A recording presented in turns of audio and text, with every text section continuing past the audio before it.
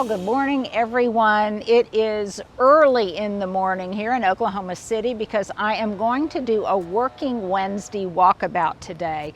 And it definitely falls into the category of do what I say, not what I do. In last week's Wednesday walkabout, I identified for you a boxwood that I was wanting to relocate from one area of the front yard to another area of the front yard.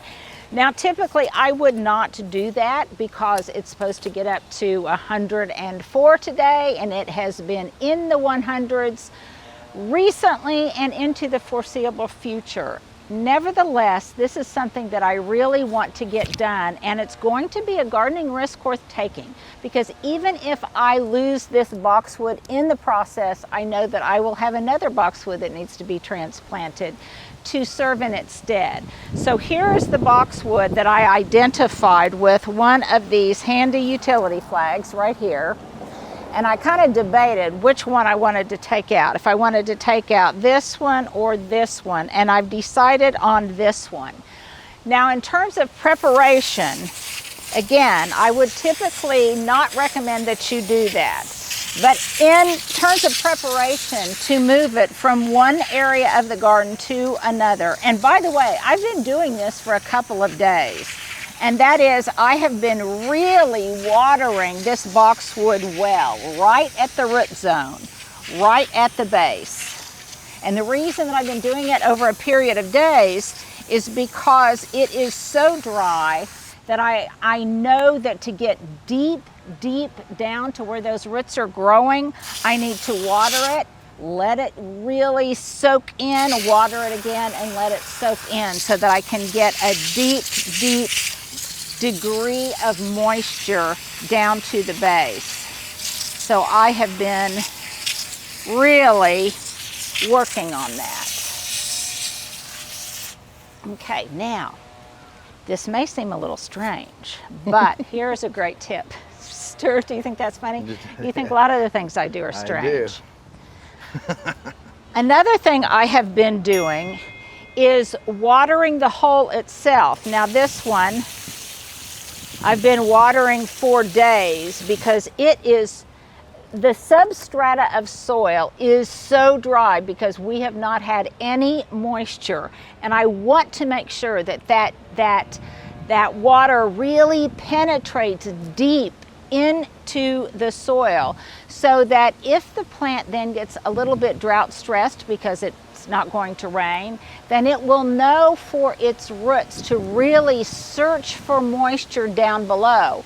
And that will only be beneficial if there is moisture to grab. So you can see that this water is just kind of sitting in this hole, which is why I've been doing it over a period of days so that I can water the hole, it will soak in, I can water it again.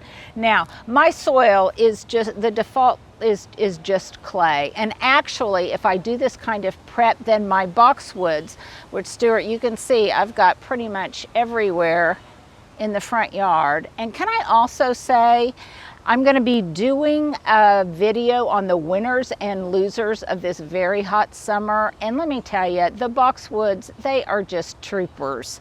They have performed beautifully in this heat and in the drought.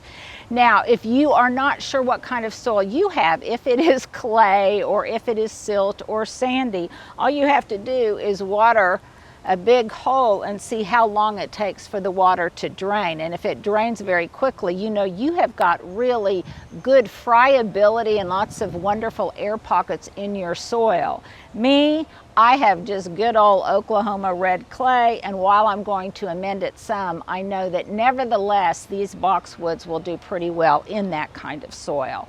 So now, let me see, Stuart, I've got my trusty steed over here.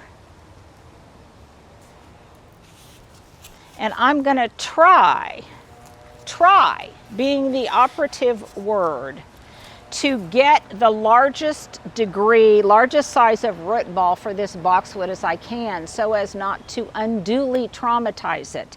Now, am I aware that just by moving it this time of year, it's going to be traumatizing? Yes, I am very aware of that, and I will make sure to give it lots of extra TLC, because I'm going to mulch it.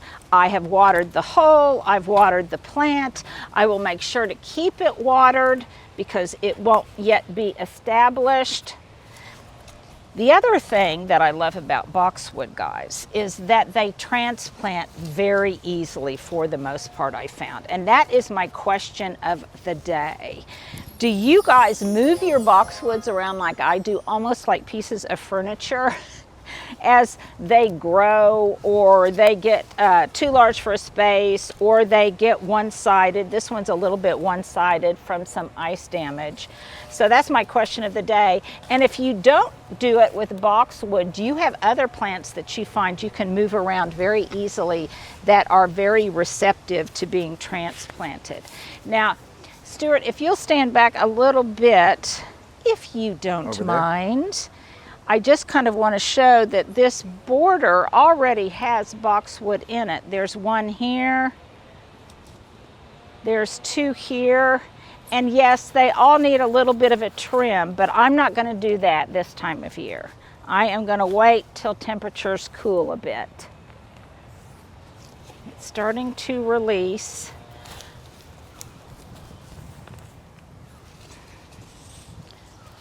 Kind of in between two stepping stones. Now, another part of my rationale for moving this one is that it then, from the street, looking this way, will give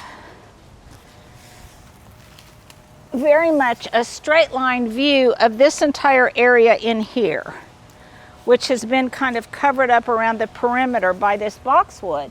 And the reason that that's important to me is because now I will have room to plant a whole bunch of tulips and things in this area that won't be obstructed if you're coming from the west.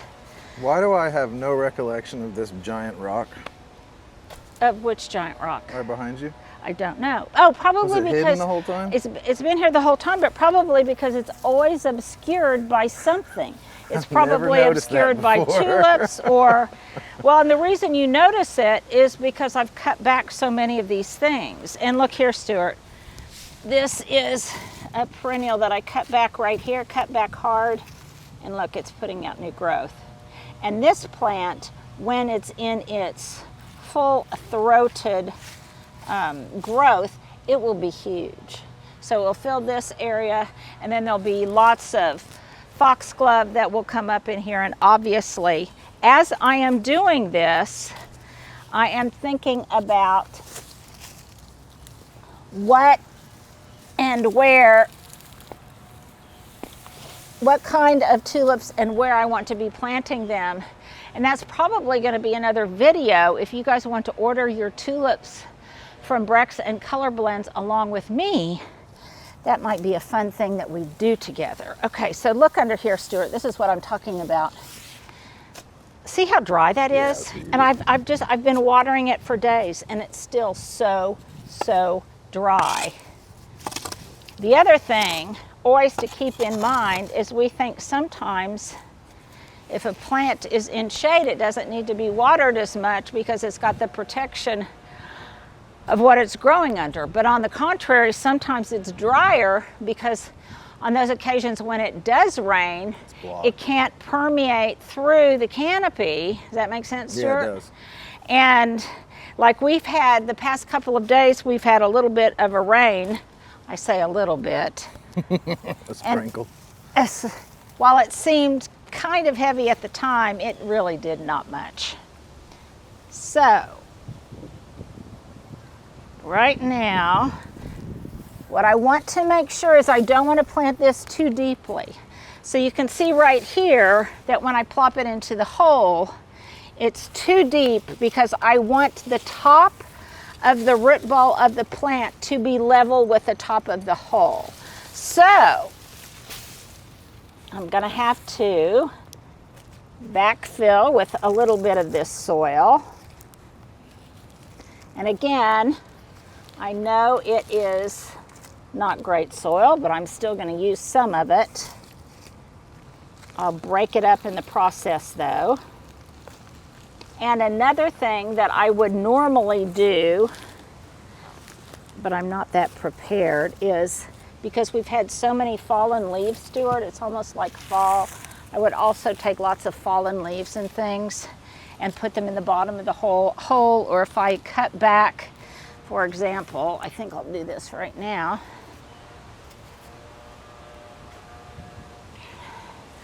I'm going to cut back this hellebore,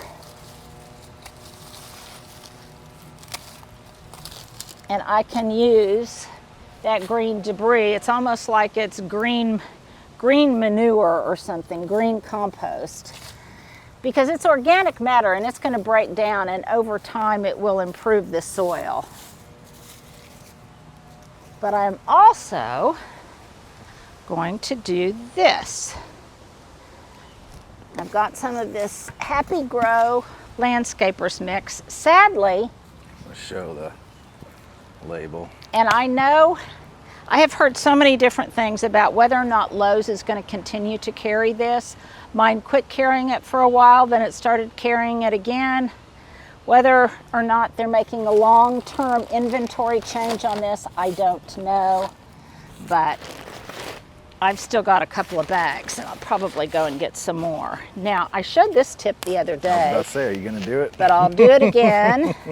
And that is where you just do a big X in your bag of compost or potting soil or whatever, so it doesn't make it too difficult to get those last really valuable dredges out of the corner.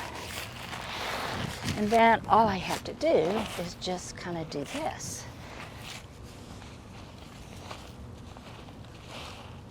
Now, obviously, this is if you're going to use the whole bag in this same area. And I think I'm going to, because I'm going to give this plant some extra TLC. So, now, I move this around. You can see very obviously why I am doing this now at 7:30 in the morning and not at 4:30 in the afternoon. I'm going to give it just a little bit of Osmocote, which is a slow release fertilizer. When you're done, let's show them the bottle. And I normally would not fertilize things at this time of year, but this is a slow release, so it will feed up to 6 months, and it's not going to do it all at once and at this point. So I'm now going to add a little bit more soil, and notice how large the hole is that I dug for this. It is well more than 2.5 times the size of the root ball. And even though this is clay, I'm still breaking it up, which will help some. And any other kind of brown debris around here can go into the hole. Let's try this again. And you'll notice the root ball on this, the roots didn't grow real deeply. And that's how most things grow unless they put a taproot out. They grow, the root ball will grow more laterally than it will deep. So that is about the top of the root ball. Now I'm going to stand back and see. Still looks maybe a little low in the front. And then I always want to make sure that I put the most attractive aspect towards the front. So there you go.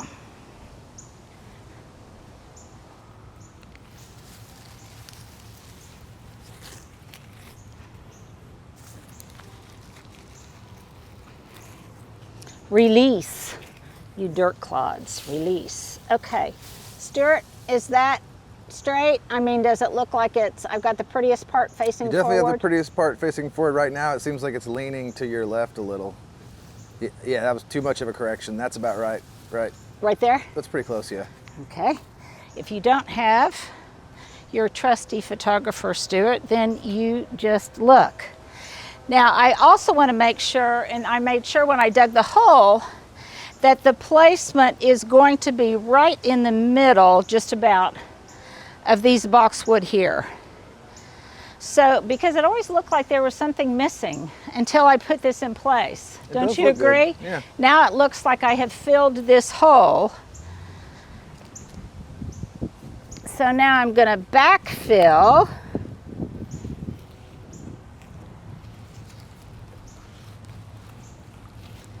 With some of this dirt.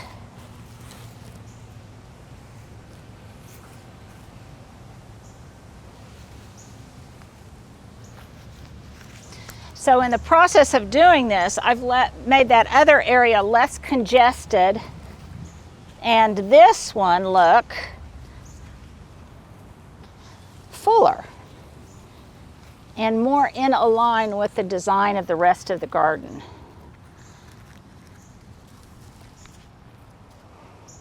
Now I want to make sure that I give this lots of TLC, so even at this point, I'm going to water it again.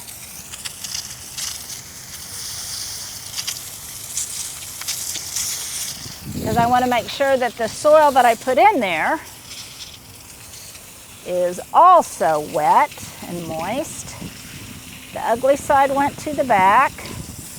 This will also settle the soil, so there won't be a lot of air pockets in here.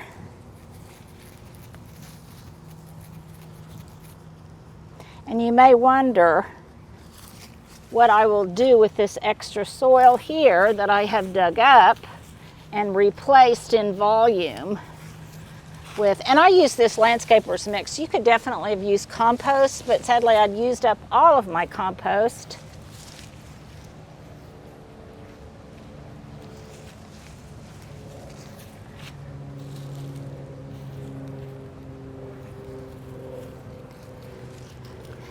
But the rest of this soil, you guys, this is what I'm going to do. I'm going to pulverize it, and then I am going to put some of it in my compost pile, in my compost tumbler that I just emptied, because the fungi, the bacteria, the important things that are in soil. And the thing about clay soil is that clay soil may not have good drainage or good friability, but it's very nutrient dense. Okay, so I'll put some of this into my compost pile to get it off to a good start and help break down the matter that I've got in there. Okay, so I'm going to stand back now. You'll also notice that there's a little bit of a grade here from the lawn, which is a little bit higher, to the back, which is a little bit lower.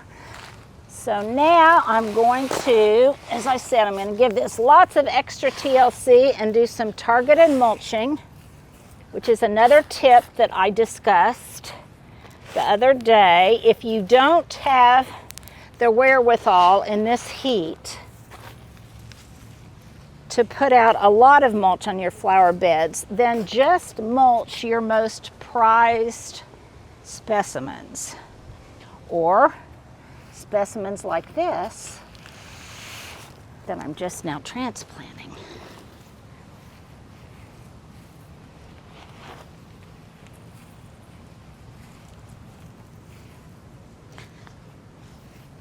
Now, I'm going to step down just a little bit to secure it in place, because I want to make sure there's no air pockets in there. I don't want any roots growing into a void.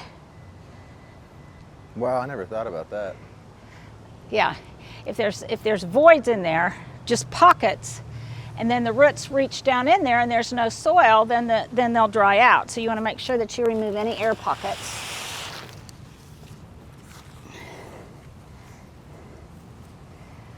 And then I'll do that fun thing where you make a little bit of a well around the planting. A moat. A moat. And I'm also not putting the mulch too close to the trunk, because I don't want any rotting or anything like that to occur. Okay, so I'm going to give it. And with that size root ball, and with this happy hole with far looser soil than what it was growing in, it might actually appreciate being transplanted even at this time of year.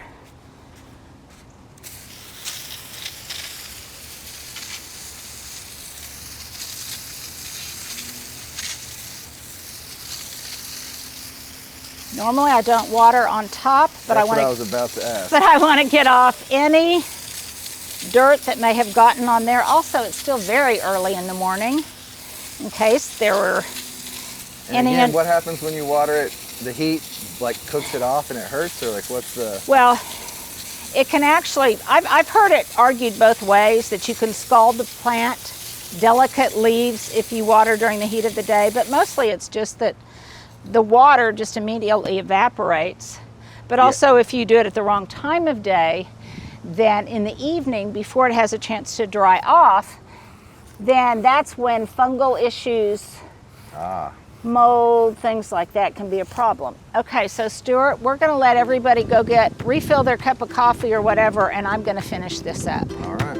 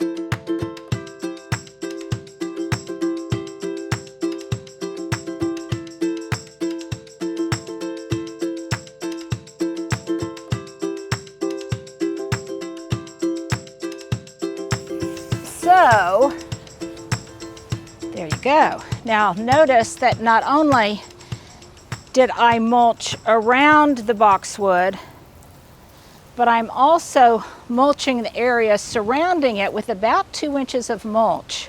Not right up against the stem, but in the surrounding area, because there are some things, some ground covers and such, that I kind of tore out or cut back. And I also want to encourage the root ball of this boxwood to start extending out laterally and go in search of moisture, not just down, but out to the sides. God, never would have thought of any of that. Well, Stuart, that's why you have me. Exactly. Okay. It's just neat to know how life works. Right, for other things besides us. Well, if we figure out, okay, there's our second question of the day, people. How does life work? Because we're trying to figure that out. So far, very unsuccessfully.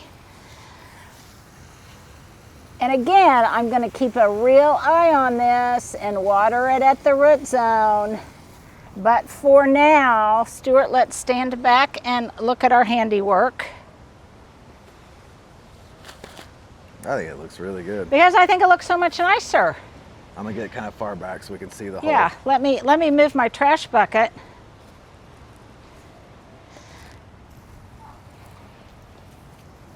And you'll also see when I move some stuff around, I exposed a blank area that needed a stone.